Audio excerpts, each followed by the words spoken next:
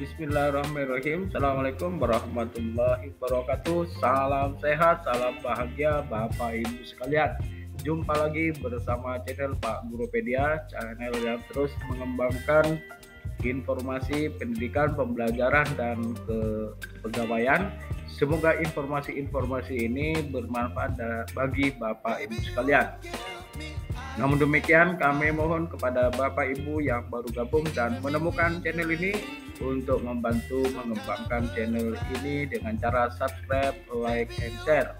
Terima kasih atas partisipasi, dukungan, saran, dan masukannya. Nah, Bapak Ibu sekalian yang berbahagia, kita mencoba untuk menyajikan hal yang penting bagi kita tentang kegiatan transisi PAUD SD, terutama pada kegiatan 2 minggu pertama ketika anak dari PAUD masuk ke SD di kelas 1. Hal ini tentu saja disesuaikan dengan kemampuan dasar anak, yang mana bisa diterapkan pada tahun ajaran baru 2023-2024 ini. Bapak Ibu sekalian yang berbahagia, tentu saja kegiatan ini merujuk kepada sumber dari PAUD Kemdikbud ya. Nanti sumbernya kita sampaikan kembali.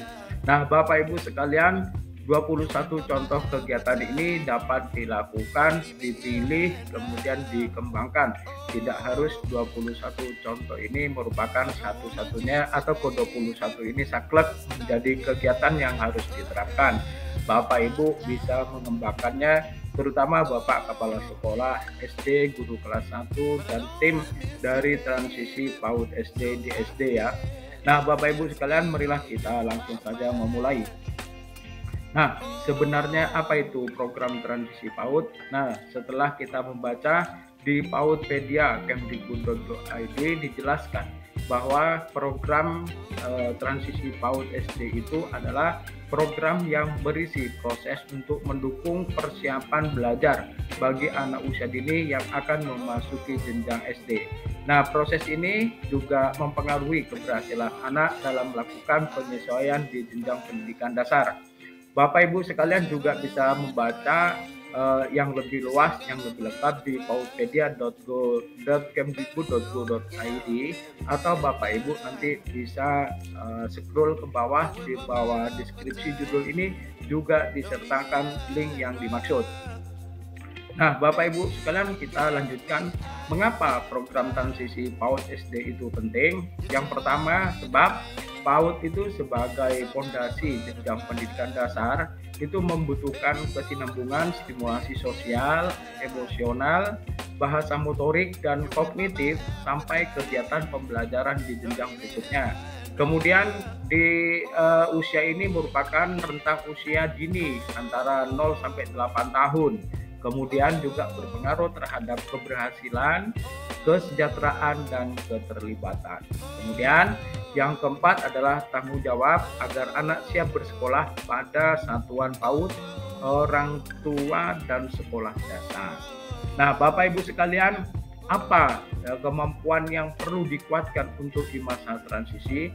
Jangan lupa bahwa sebenarnya anak memiliki kemampuan dasar yang harus kita kuatkan, di mana kemampuan tersebut meliputi kemampuan sosial dan emosional, kemampuan fisik dan motorik, serta kemampuan literasi dan numerasi.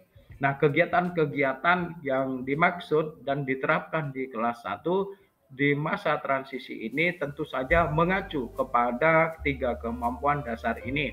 Oleh karena itu, Bapak Ibu guru kelas 1 maupun kepala sekolah itu nanti bisa memilih dari kegiatan-kegiatan itu, entah 1 atau 2 minggu awal dari masa pengenalan lingkungan sekolah.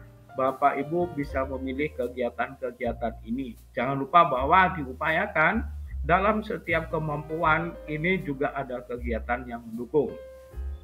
Nah, Bapak Ibu, untuk kegiatan siswa kemampuan emosional ini, Bapak Ibu bisa merancang beberapa kegiatan.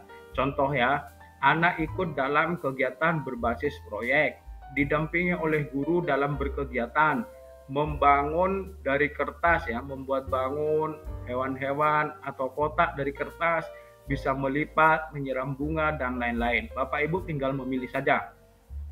Yang kedua, bermain peran dalam kehidupan sehari-hari, misalnya menjadi ketua dalam sebuah permainan, menjadi guru dan murid, dan sebagainya. Kemudian kegiatan yang ketiga, mempraktikkan eh, rasa empati, misalnya ucapan selamat, terima kasih, minta tolong, dan lain sebagainya. Itu selalu dilatihkan dengan penuh emosional, dengan perasaan yang mendalam. Kemudian yang keempat, anak diajak membaca buku tentang kemandirian, kerjasama, komunikasi, dan empati. Tujuannya agar emosional anak tumbuh dengan membaca buku-buku tersebut. Bagaimana jika anak tidak dapat membaca? Setidak-tidaknya anak bisa dibacakan, kemudian ditanya perasaannya, dan lain sebagainya. Nah, selanjutnya Bapak Ibu sekalian, untuk aktivitas kemampuan sosial, anak-anak bisa diajak untuk berkegiatan, membuat kesepakatan dalam bermain, atau membuat aturan dari permainan yang disukai. Misalnya kelas 1 menyukai permainan gobak sodor atau lain sebagainya, maka anak-anak diajak untuk berdiskusi dalam membuat aturan, menyepakati, dan lain sebagainya. Kemudian anak-anak diminta untuk berkelompok kecil. Dalam dinamika kelompok itu anak diajak untuk berinteraksi, bermain, berbicara, saling sapa, dan lain sebagainya. Kemudian anak-anak bisa juga diminta untuk memimpin sebuah kegiatan, ya. Di sebuah kegiatan anak-anak diajak bagaimana dia terlibat dalam kegiatan permainan. Kemudian anak-anak diminta untuk memahami suatu peristiwa dan bagaimana perasaannya ketika melihat peristiwa itu. Misalnya melihat temannya yang kehilangan bolpennya, kemudian apa yang dia lakukan terhadap dia. Nah itu. Nah berikutnya sahabat guru, kegiatan yang berikutnya kemampuan fisik motorik anak di masa transisi. Ini dibagi dua. Yang pertama motorik halus. Untuk motorik halus kita dapat bisa membuat program bagaimana anak bisa menulis, menggambar, melukis, memainkan alat musik, menggunakan komputer, kerajinan tangan, dan lain sebagainya. Yang penting dari bahan-bahan alam juga untuk berekreasi, merangsang atau menstimulasi kemampuan motorik anak. Kemudian untuk motorik kasar, anak-anak bisa diajak untuk bermain lompat tali, permainan engklek, halang rintang, gerakan, senam, tari, dan lain sebagainya. Ini penting Bapak Ibu, bagaimana kita menstimulasi fisik motorik anak. Nah, berikutnya adalah kegiatan yang mencerminkan kemampuan literasi dan numerasi anak. Tentu saja dimulai dari keterampilan menyimak. Anak diminta mendengarkan cerita yang dibacakan oleh guru atau ditayangkan melalui LCD proyektor, ditonton. Anak diajak untuk menghubungkan cerita yang ditonton dengan pengalamannya sendiri, ya. Itu dari bahan simakan dari siswa menyimak, kita akan tahu apakah anak pernah mengalami seperti apa yang ditontonnya. Kemudian anak diajak untuk bagaimana menyimpulkan isi cerita yang ditonton, ya. Kemudian bagaimana tokohnya. Nah ini improvisasi guru, kepekaan guru terhadap simakan siswa.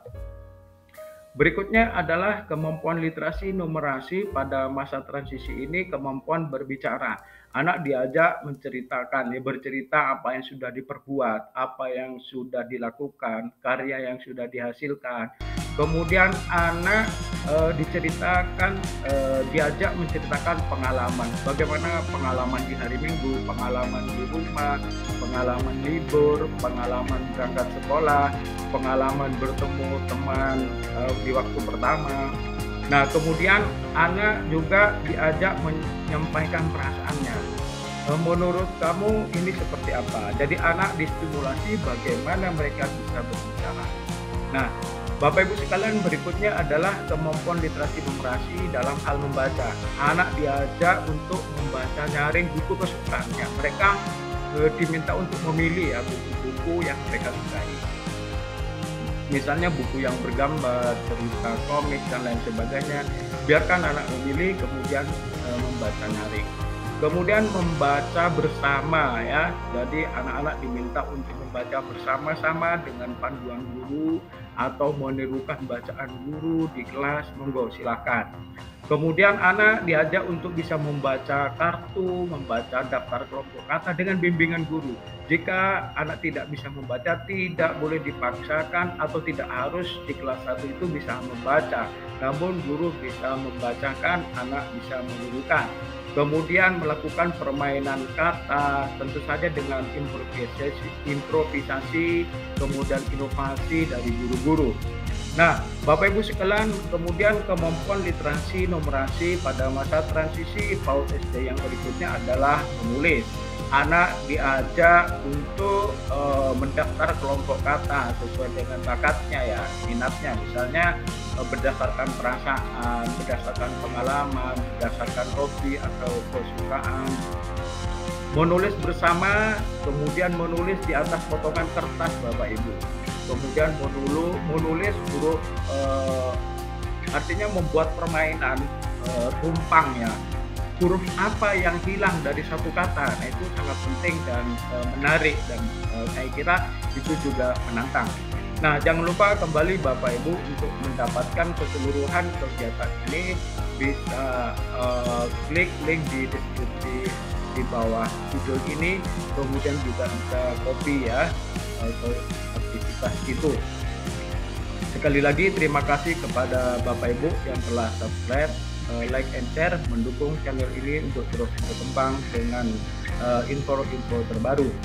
Nah Bapak Ibu, demikian terima kasih dari Pak Guru Pedia, semoga bermanfaat. Ingat bahwa setiap anak telah memiliki kemampuan dasar, ayo tuntun anak untuk mengembangkannya. Jangan lupa bahwa kebutuhan dasar atau kebutuhan anak belajar itu berbeda, maka kita wajib melayani anak dengan sesuai dengan kebutuhannya. Jangan lupa untuk terus belajar, berbagi, dan berkarya. Salam sehat, salam bahagia dari Pak Guru Pedia. Demikian kita akhiri. Assalamualaikum warahmatullahi wabarakatuh.